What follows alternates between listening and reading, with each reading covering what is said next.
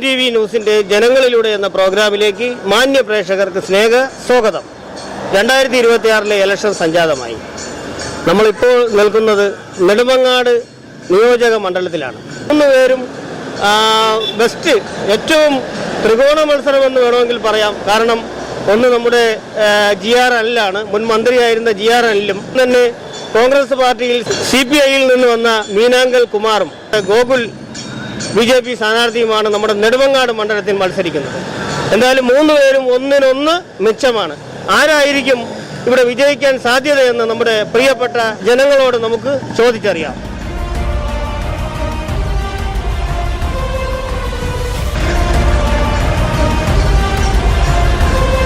വലതുകാല് വെച്ചാണ് എല്ലാത്തിനും കയറുന്നത്. ഇദ്ദേഹം വലതുകാല് വെച്ച് മന്ത്രിസഭയിൽ കയറി അന്ന് മുതൽ ദുരിതമല്ലാതെ കേരളത്തിൽ ഞങ്ങൾ അനുഭവിച്ചിട്ടില്ല. ജനങ്ങളിൽ നിന്ന് പിരിച്ച പൈസയില്ലേ കൊടുത്ത് സർക്കാരിന്റെ കടമയല്ലേ? അത് പിണറായി വിജയന്റെ കടമയല്ല, ഇത് സർക്കാരിന്റെ കടമയാണ്.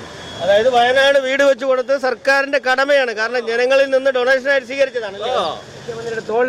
തൊട്ടിരുന്നവൻ വരെ ഇങ്ങോട്ട് വന്നേക്കാണ്. ചിലപ്പോൾ അദ്ദേഹം അധികാര മോഹത്തിന് വേണ്ടിയാണ് വന്നതാണ്. അങ്ങനെയാണെങ്കിൽ തന്നെ തരില്ല. കാരണം ഇവിടെ മോഹൻലാൽ താരമുണ്ട്. ഈ കസേരകൾ ആരും വിട്ടുകൊടുക്കുന്നില്ലല്ലോ. സ്ഥാപനം തുടങ്ങിയിട്ട് തന്നെ അദ്ദേഹത്തെ വിളിച്ചു കഴിഞ്ഞാൽ കറക്റ്റ് വന്ന് ഉദ്ഘാടനം ചെയ്തു തരും. മന്ത്രി എന്നുള്ള ഒരു ഹെഡ് വെയിറ്റോ അല്ലെങ്കിൽ അതിൻ്റെ പവറോ അങ്ങനത്തെ ഒന്നും കാണിക്കാതെ സാധാരണക്കാരനായിട്ടുള്ള ഒരു മെമ്പറെ സമീപിക്കുന്നതിൻ്റെ അതേ രീതിയിലാണ് മന്ത്രി സമീപിക്കുക. നമുക്ക് എപ്പോഴും വേണമെങ്കിലും രവി ഇവിടെ ഒരു ഫാക്ടറി അല്ലല്ലോ. കഴിഞ്ഞ പ്രാവശ്യം നിന്നില്ലല്ലോ. കഴിഞ്ഞ പ്രാവശ്യം പ്രശാന്ത് എന്ന് പറയുന്ന ഒരാളാണ് UDF-ന്റെ കാൻഡിഡേറ്റായിട്ട് വന്നത്. ഇപ്പോഴും മത്സരിക്കുന്നത് മീനാങ്കൽ കുമാർ എന്ന് പറയുന്ന CPI-യിൽ നിന്ന് മാറിപ്പോയി കോൺഗ്രസ് ടിക്കറ്റിൽ നിന്ന് മത്സരിക്കുന്നു. പിന്നെ BJP-യുടെ ഒരു കാൻഡിഡേറ്റ് ഉണ്ട്, ഗോകുൽ രാജ്. അവർക്കൊന്നും GR അനിലിന് വെല്ലുവിളി ഉയർത്താനുള്ള കപ്പാസിറ്റി ഉള്ളവരൊന്നുമല്ല. നെടുമങ്ങാട് മണ്ഡലത്തിലെ വോട്ടറാണോ? ആണ്. എന്തായാലും 3 പാർട്ടിക്കാരും അങ്ങനെ ഉടുപ്പും തച്ചിരിക്കുകയാണ്. ആരാണ് വരും എന്നുള്ള ഒരു അഭിപ്രായം എന്നെ സംബന്ധിച്ച് കോൺഗ്രസിന്റെ സ്ഥാനാർത്ഥി വരും. കോൺഗ്രസിന്റെ സ്ഥാനാർത്ഥി വരുമെന്ന് അങ്ങനെ തറപ്പിച്ച് പറയാൻ കാരണം ഇവിടുത്തെ അനുഭവങ്ങൾ ഞങ്ങളെ പഠിപ്പിക്കുകയാണ്. കാരണം എന്ത് കിട്ടിയാലും ഇപ്പോഴും അവർക്ക് ദാരിദ്ര്യമല്ലാതെ ഈ ഗവൺമെന്റ് ഉണ്ടായിട്ടില്ല. കടം വാങ്ങിച്ചാണ് പെൻഷൻ തരുന്നത്. ഒരാളിന് എന്തെങ്കിലും ഔദാര്യം ചെയ്യുമ്പോൾ ഇപ്പോഴും കടമെന്ന് പറയുമ്പോൾ അതുകൊണ്ട് ഒരു ഗുണവും പിടിക്കാറില്ല. കണ്ടു നിറഞ്ഞ കടം വാങ്ങിക്കണം, ഉണ്ട് നിറഞ്ഞിരുന്നു ഉരുളച്ചോറ് വാങ്ങിക്കണം. ഇപ്പോഴും ഇതാ പണം കടമെടുത്താണ് ഞങ്ങൾക്ക് പെൻഷൻ തരുന്നത്. ഞാൻ 74 വയസ്സായ വ്യക്തിയാണ്. ഇതുവരെ ഒരു ഗവൺമെന്റ് കടം വാങ്ങിച്ചെന്ന് കേട്ടില്ല. ഈ ഗവൺമെന്റ് കടം വാങ്ങിച്ചാണ് പെൻഷൻ തരുന്നു പറഞ്ഞു. ഇതിനു മുമ്പ് ഞങ്ങൾ പറഞ്ഞിരുന്നത്, പത്രത്തിൽ വന്നതും അവർ പറഞ്ഞത് മാധ്യമങ്ങളിൽ, പിന്നെ മദ്യത്തിനും പെട്രോളിനും 1 രൂപ വീതം കൂട്ടി ഈ പണം നിങ്ങൾക്ക് പെൻഷൻ തരുമെന്നാണ് പറഞ്ഞിരുന്നത്. അതിനെക്കുറിച്ച് ഇപ്പം അങ്ങനെ ഒരു സംസാരമേ ഇല്ല. പിന്നെ എവിടെ നിന്നാണ് ഈ പണം? പിന്നെ എന്നിട്ട് കാണിക്കുകയാണ് ഞങ്ങളാണ് നോട്ട് കാണിക്കുന്നു. ഞങ്ങളെ കൊണ്ടെല്ലാം മറ്റാരെ കൊണ്ടും കഴിയില്ല. ഇവരില്ലായിരുന്നപ്പോൾ ഈ 10 വർഷം ഇവർ ഭരിക്കാതിരുന്നപ്പോൾ കോൺഗ്രസ് ഭരിച്ചപ്പോൾ എവിടെയെല്ലാം ഉണ്ടായിരുന്നു. ഇതിപ്പം നാശത്തിന്റെ പക്കത്താണ്. അടുത്തൂടെ അധികാരം കൊടുത്തു കഴിഞ്ഞാൽ പശ്ചിമ ബംഗാളിന്റെ കാലം അപ്പുറമാവും കേരളം എന്നാണ് എൻ്റെ വിശ്വാസം. അപ്പോൾ അതായത് നേരത്തെ ഉമ്മൻചാണ്ടി സർക്കാർ ഭരിച്ചുകൊണ്ടിരുന്നപ്പോഴത്തേക്ക് ഈ വേതനം, അതായത് നമ്മുടെ പെൻഷൻ 500 രൂപയല്ലേ ഉള്ളായിരുന്നു, 600 രൂപ ഉള്ളായിരുന്നു. അതിപ്പോൾ 2000 ആക്കി. അന്നത്തെ അരിയുടെ വില ഇന്നത്തെ അരിയുടെ വ്യത്യാസമുണ്ട്. ഇന്ന് അരിയുടെ വില എത്രയാണ്, അന്ന് അരിയുടെ വില എത്രയായിരിക്കുന്നു? ഈ 2000 രൂപ എന്ന് പറഞ്ഞാൽ ഇത് അദ്ദേഹം തന്നില്ല എന്ന് പറയുന്നത്. ക്ഷേമനിധി പെൻഷൻ ഞങ്ങൾ 18 മാസം ക്ഷേമനിധി പെൻഷൻ കിട്ടാറുണ്ട്. ഒരു മാസം 1200 വെച്ച് 18 മാസം ഞങ്ങൾ 20 രൂപ ഞാൻ അടച്ചവനാണ്. 18 മാസത്തെ പൈസ കിട്ടാറുണ്ട്. അതിനെക്കുറിച്ച് യാതൊരു വിവരമില്ല. അത് പറയുന്നുമില്ല. ഒരു പൈസ പെൻഷൻ കുടിശ്ശികയില്ല എന്ന് പറയുന്നു. ഞങ്ങൾ മറ്റൊരു 18 മാസം 8 രൂപ ഞങ്ങൾ തന്നിരുന്നു. നിർത്തൂ. ഇപ്പൊ 18 മാസത്തെ ഇപ്പോഴും മെച്ചമുണ്ട്. ഇവർ തരാണ്ട് ക്ഷേമനിധിയുടെ പൈസ ഞങ്ങൾക്ക് കടം കിടക്കുകയാണ്. നിർമ്മാണ തൊഴിലാളി, building and road workers federation, അവരുടെ പണം ഞങ്ങൾക്ക് തരാനുണ്ട്. തരില്ല. വല്ലപ്പോഴൊക്കെ 1 മാസത്തെ പൈസ അയച്ചു തരും. പട്ടിക്ക് കടിക്കാൻ പറ്റുന്ന പട്ടിക്ക് ഒരു കൊടുത്ത് അങ്ങ് ഇടും പോലെ അങ്ങനെയാണ് തരുന്നത്. എന്തായാലും നമ്മുടെ മുഖ്യമന്ത്രി, നമ്മുടെ പിണറായി വിജയൻ സാർ, അദ്ദേഹം എങ്ങനെയുണ്ട് നമ്മുടെ പ്രവർത്തനം? അദ്ദേഹം നമ്മൾ ഇതേപോലെ ഒരു മുഖ്യമന്ത്രി ഉണ്ട്. ഹിറ്റ്ലറാണ് അദ്ദേഹം. ഹിറ്റ്ലർ കടക്കു പുറത്ത്. അത് അവിടെ ഭാഷയെന്ന്. പക്ഷേ നമ്മളെ നല്ല പറഞ്ഞില്ല. നമ്മളെ അവിടെ മാറിയിലൂട്ട് അങ്ങനെയല്ല ഇങ്ങനെ ലഘുഷയത്തായാലും പറഞ്ഞിട്ടില്ല.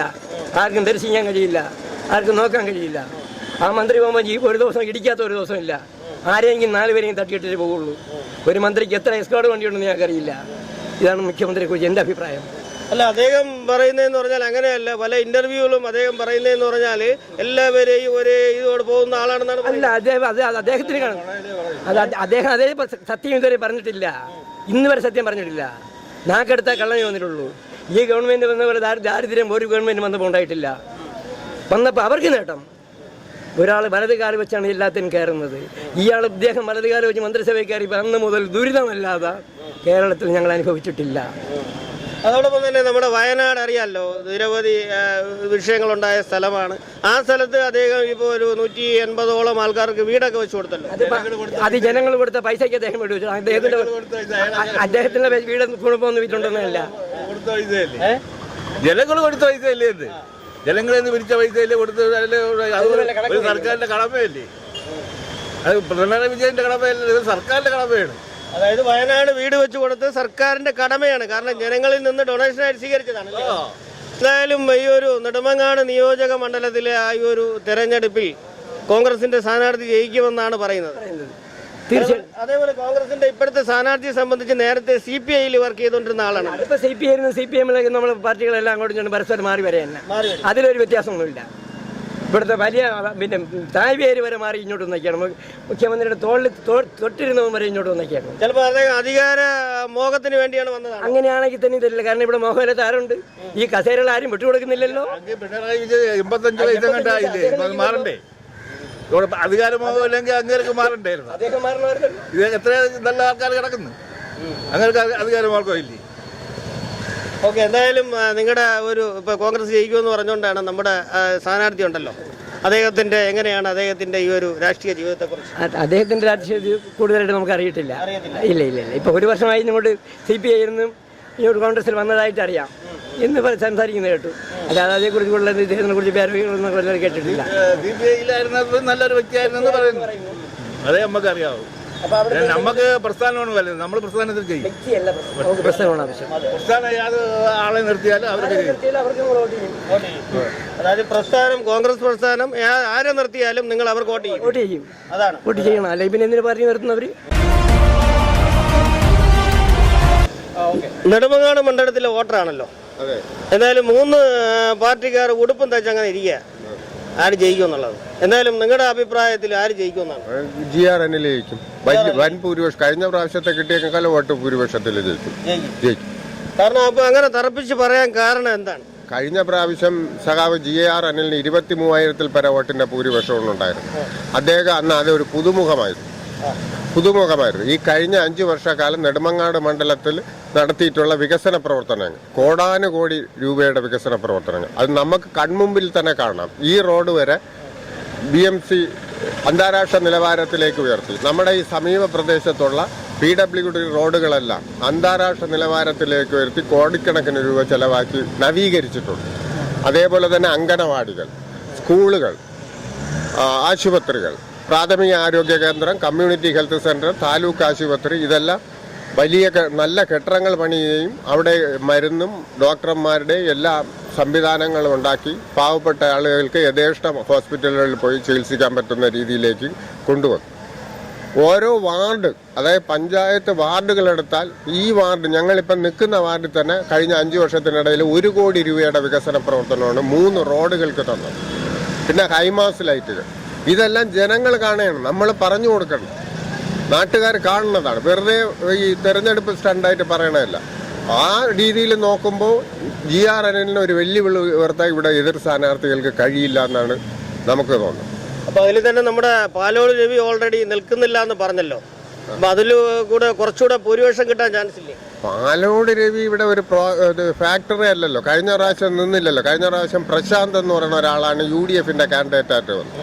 ഇപ്പോഴും മത്സരിക്കുന്നത് മീനാങ്കൽ കുമാർ എന്ന് പറയുന്ന CPIയിൽ നിന്ന് മാറിപ്പോയി കോൺഗ്രസ് ടിക്കറ്റിൽ നിന്നും മത്സരിക്കുന്നു. പിന്നെ BJPയുടെ ഒരു കാൻഡിഡേറ്റ് ഉണ്ട്, ഗോകുൽ രാജ്. അവർക്കൊന്നും GR അനിലിന് വെല്ലുവിളി ഉയർത്താനുള്ള കപ്പാസിറ്റി ഉള്ളവരൊന്നുമല്ല. ഇത് GR അനിൽ എന്ന് പറഞ്ഞാൽ നാട്ടിലെ ഓരോ വീട്ടിലെ അംഗത്തെ പോലെയാണ് ഇപ്പം പ്രവർത്തിക്കുന്നത് കഴിഞ്ഞ 5 വർഷക്കാലമായിട്ട്. ഇതുവരെ ഈ നെടുമങ്ങാട് മണ്ഡലത്തിൽ എത്രയോ പ്രാവശ്യം ഇടതുപക്ഷ ജനാധിപത്യത്തിന് വേണ്ടിയിട്ട് സ്ഥാനാർത്ഥികൾ വന്നിട്ടുണ്ടെങ്കിൽ പോലും അതിൽ എത്രയോ വലിയ പെർഫോമൻസും ഓരോ കുടുംബത്തിലെ അംഗങ്ങളെ പോലെയാണ് കഴിഞ്ഞ പ്രാവശ്യം 5 വർഷക്കാലം GR അനിൽ പ്രവർത്തിച്ചത്. ഒരു ഫോൺ കോൾ മതി, GR അനിലിൻ്റെ അടുത്ത് ഒരു ഫോൺ കോൾ മതി, എന്താണെന്ന് തിരക്കി അവിടേക്ക് പാഞ്ഞെത്തുന്ന ഒരു ജനകീയനായ ജനപ്രതിനിധിയാണ് അദ്ദേഹം എന്ന് പറയുന്നത്. അദ്ദേഹത്തിന് വോട്ട് നമ്മളാരും പറയണ്ട, ജനങ്ങൾ തനിയെ വന്ന് വോട്ട്. പിന്നെ രാഷ്ട്രീയ വിരോധമുള്ളവർ എതിർ രാഷ്ട്രീയം മാത്രം കൈകാര്യം ചെയ്യുന്ന ആളുകളുടെ വോട്ട് മാത്രമേ എതിർ കക്ഷികളുള്ളൂ. പബ്ലിക്കിൻ്റെ ഒരു വോട്ടും കിട്ടാൻ ഞങ്ങളുടെ കണക്കൂട്ടലിൽ ചാൻസ്.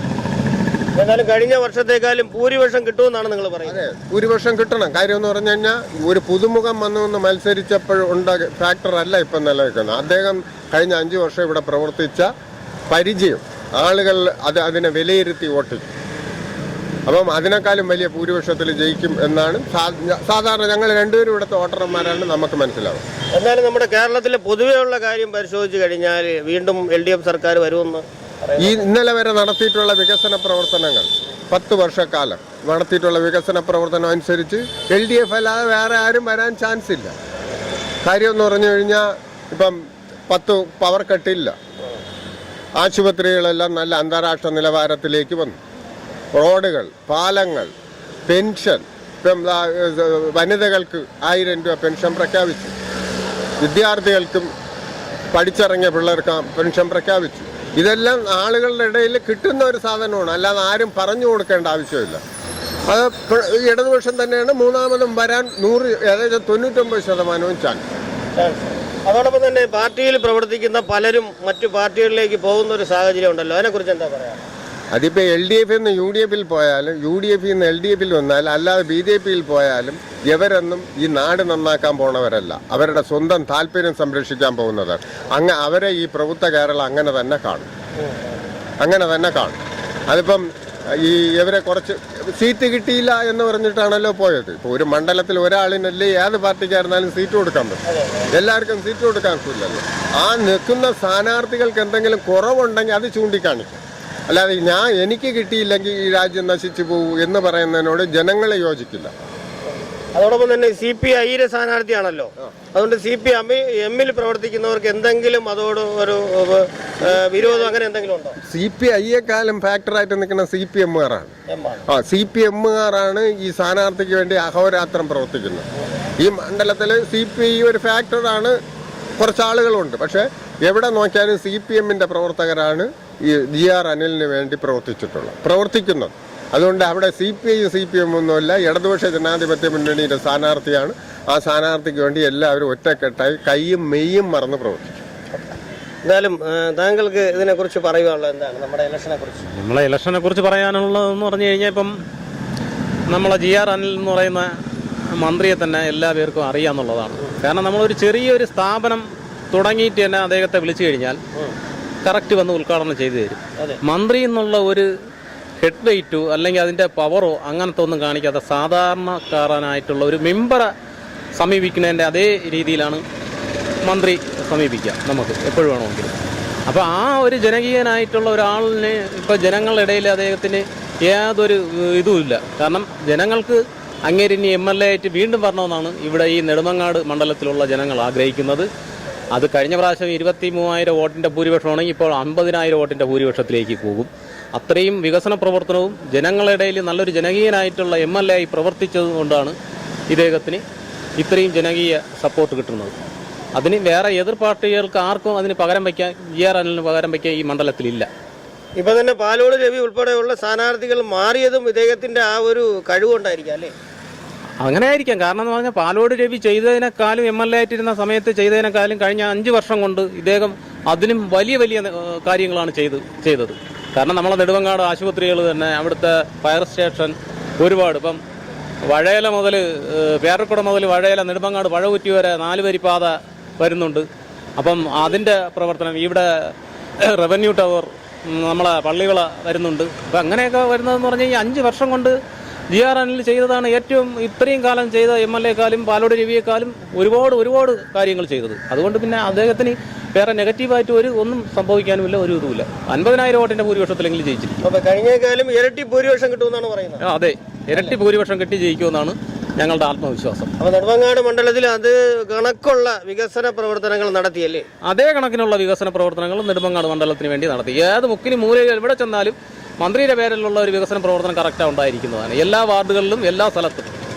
അതുകൊണ്ട് അതിലിനി ഇവിടെ മന്ത്രിയെ കുറിച്ചുള്ള ഒരു നെഗറ്റീവായിട്ടുള്ള ഒരു അഭിപ്രായമോ ഒരു കാര്യമോ ഈ മണ്ഡലത്തിലില്ല. അപ്പോൾ യഥാർത്ഥത്തിൽ ത്രികോണ മത്സരം എന്ന് അങ്ങനെയൊന്നും പറയാൻ ഒന്നുമില്ല ഇവിടെ. അങ്ങ് ത്രികോണ മത്സരമേ ഇല്ല ഇവിടെ ത്രികോണ മത്സരമേ ഇല്ല. നമുക്ക് വെല്ലുവിളി ഉയർത്താൻ വേണ്ടി ഒരു സ്ഥാനാർത്ഥിയോ ഒരു മുന്നണിയോ ഈ മണ്ഡലത്തിലില്ല. നെടുമങ്ങാട് മണ്ഡലത്തിലെ ജനങ്ങളോട് ചോദിച്ചപ്പോൾ ഏത് സ്ഥാനാർത്ഥി ജയിക്കുമെന്നായിരുന്നു ഞങ്ങളുടെ ചോദ്യം. എന്തായാലും GR അനിൽ നിരവധി വികസന പ്രവർത്തനങ്ങൾ നടത്തിയെന്നാണ് ജനങ്ങളുടെ അഭിപ്രായം. അതോടൊപ്പം കോൺഗ്രസ് പാർട്ടിക്കാരുടെ അഭിപ്രായം എന്ന് പറഞ്ഞാൽ ആരായിരുന്നാലും ഞങ്ങൾക്ക് വിഷയമില്ല, ഞങ്ങൾ പാർട്ടി നോക്കി വോട്ട് ചെയ്യുമെന്നാണ്. എന്തായാലും വരും ദിവസങ്ങളിൽ നമുക്ക് നേരിൽ കണ്ട് അറിയാം. മറ്റൊരു ജനങ്ങളിലൂടെ എന്ന പ്രോഗ്രാമുമായി വീണ്ടും കാണാം. നന്ദി, നമസ്കാരം.